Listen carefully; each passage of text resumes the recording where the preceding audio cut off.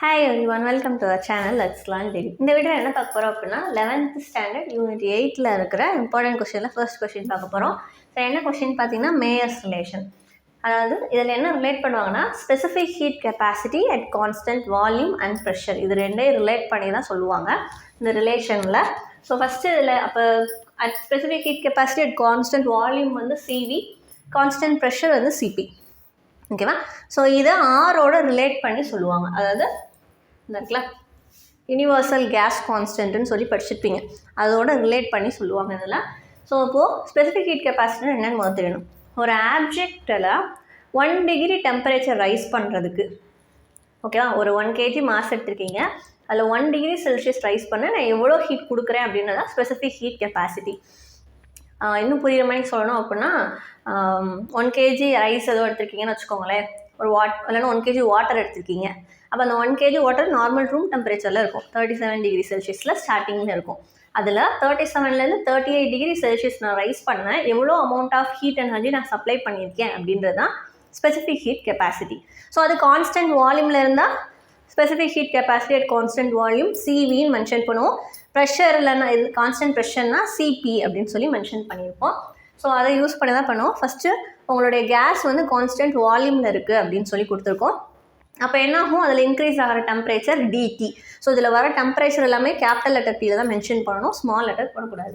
அப்போது change in internal energy அந்த சிஸ்டமில் எவ்வளோ இருக்கும், மியூ சிவி டிடி. இந்த ரிலேஷன்ஸ் எல்லாம் ஆல்ரெடி நீங்கள் முன்னாடி இருக்கிற இதெல்லாம் படிச்சிருப்பீங்க, இல்லைன்னா புக்கில் மேயர்ஸ் ரிலேஷனுக்கு மேலே பாருங்கள், அந்த ஹெட்டிங்ஸில் இதெல்லாம் இருந்திருக்கும். ஓகேவா? இப்போ d U equal to mu C v DD.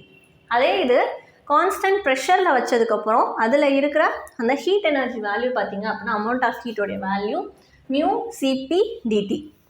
ஓகேவா? ஸோ இப்போ கான்ஸ்டன்ட் ப்ரெஷர் அண்ட் வால்யூமில் இன்டர்னல் எனர்ஜியோட வேல்யூவும் உங்களோட ஹீட் எனர்ஜியோட வேல்யூவும் கண்டுபிடிச்சிட்டோம். அப்போது total work done by the gas formula என்னது, டபிள்யூ ஈக்குவல் டு பிடிவின்னு போடுவீங்க, ஒர்க் டன்னுடைய ஃபார்முலா.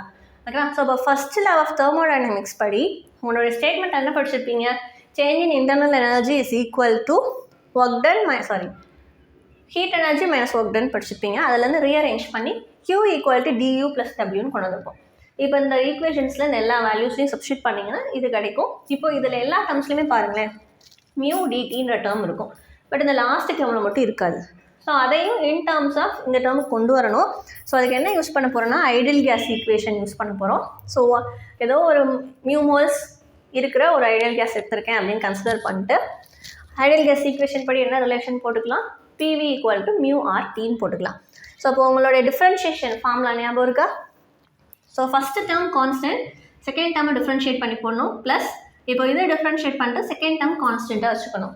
யூவி அப்படின்னு சொல்லி படிச்சுப்பீங்க, யூவி மெத்தட். இப்போ u v prime plus u prime v அப்படின்னு படிச்சுப்பீங்க. அப்போ ஒன்று கான்ஸ்டண்ட்டாக இருக்கும்போது இன்னொன்று டிஃப்ரென்ஷியேட் பண்ணுவோம், அப்படியே ரிவர்ஸில் மாற்றிக்கணும். கான்ஸ்டண்ட்டாக இருந்தது டிஃப்ரென்ஷியேட் பண்ணணும், டிஃப்ரென்ஷியேட் பண்ணால் கான்ஸ்டண்ட்டாக வச்சுக்கணும். ஸோ இங்கே பிவின்னு இருக்கிறதுல ஃபஸ்ட்டு பி கான்ஸ்டன்ட், வியை டிஃப்ரென்ஷியேட் பண்ணால் டிவி ப்ளஸ் போட்டுட்டு இப்போ இங்கே பியை தான் கான்ஸ்டண்ட்டாக வச்சோம், அதை டிஃப்ரென்ஷியேட் பண்ணி போடணும். ஸோ டிபி வியை கான்ஸ்டண்ட்டாக வச்சுக்கணும். இப்போ இங்கிட்ட பண்ணிங்கன்னா இது ஃபுல்லாக கான்ஸ்டன்ட் தான், டி மட்டும்தான் உங்களுக்கு மாறும். அப்போ மியூ ஆர் டியை பண்ணும்போது டிடி. ஸோ இப்போது இந்த உங்களுடைய கண்டிஷன் என்ன எடுத்திருக்கோம், ஸ்டார்டிங்லேயே constant volume and pressure. Constant ப்ரெஷர்னா சேஞ்ச் இன் ப்ரெஷர் வந்து 0. ஸோ டிபியோட வேல்யூ 0ன்னு போட்டிங்கன்னா இந்த டேர்ம் 0 ஆயிரும். அப்போ பிடிவி ஈக்குவல் டு மியூ ஆர்டின்னு போட்டலாம். ஸோ பிடிவின்றது எதோடைய வேல்யூ, ஒர்க் டன்னுடைய வேல்யூ. ஸோ இந்த இடத்துல பிடிவிக்கு பதிலாக மியூ ஆர்டிடி போட்டுக்கலாம். ஸோ இப்போ இந்த ரெண்டுலேயுமே இருந்து மியூ டிடி கான்ஸ்டண்ட்டாக எடுத்துட்டோம், காமனாக எடுத்துட்டோம்னா CP minus CV equal to mu ஆர்டிடின்னு இருக்கும். இந்த டேர்ம்ஸை கேன்சல் பண்ணது போக ரிமைனிங் என்ன இருக்கும், CP minus CV equal to R. So இதுதான் உங்களோட மேயர்ஸ் ரிலேஷன். ஸோ இதை யூஸ் பண்ணி ஒரு சிஸ்டமுடைய நம்மளுடைய அந்த ஸ்பெசிஃபிக் ஹீட் கெப்பாசிட்டி வேல்யூ நம்ம கால்குலேட் பண்ண முடியும். ஓகேவா? ஸோ இப்போ மேயர்ஸ் ரிலேஷனில் என்ன பண்ணியிருக்கோம், கான்ஸ்டன்ட் வால்யூம் அண்ட் ப்ரெஷரில் நமக்கு என்னென்ன வேல்யூஸ் கிடைக்கும் அப்படின்றத வச்சு ஃபஸ்ட் லா ஆஃப் தெர்மோடைனமிக்ஸில் சப்ஸ்டியூட் பண்ணி ஃபைனல் ரிலேஷன் டெரைவ் பண்ணி கொண்டு வந்தீங்கன்னா உங்களுக்கு CP minus CV equal to ஆர்ன்னு கிடைக்கும். ஸோ இதுதான் உங்களுடைய ஃபைனல் ஈக்குவேஷன். ஸோ இதில் வந்து பார்த்தீங்கன்னா சிபியோடைய வேல்யூ எதுக்கு ஈக்குவல், சிவி ப்ளஸ் ஆருக்கு ஈக்குவல்.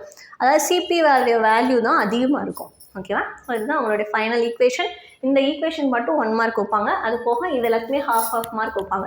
ஸோ ஒரு முன்னாடி உள்ள ஞாபகம்னா கடைசியாக இருக்க அந்த ஈக்குவேஷனையும் நல்லா ஞாபகம் வச்சுக்கோங்க, அதை மட்டுமே கரெக்டாக அட்லீஸ்ட் எழுதிடுங்க. கண்டிப்பாக டெரைவ் பண்ணி பாருங்கள். இல்லைனா சிபி சிவின்னு வருது, எந்த இடத்துல எதை போடுறோன்னு மாற்றி போட்டோன்னா தப்பு. இதை ரெண்டையும் மாற்றிட்டிங்கனாலும் தப்பு. அதாவது யூ இருக்க இடத்துல கியூ போட்டிங்கனாலும் தப்பு. ஸோ கரெக்டாக எந்த டேர்முக்கு எது வச்சு வருதுன்னு பார்த்துக்கோங்க. ஸோ இந்த வீடியோவில் ஏதாவது டவுட் இருந்தால் கேளுங்க. தேங்க்யூ.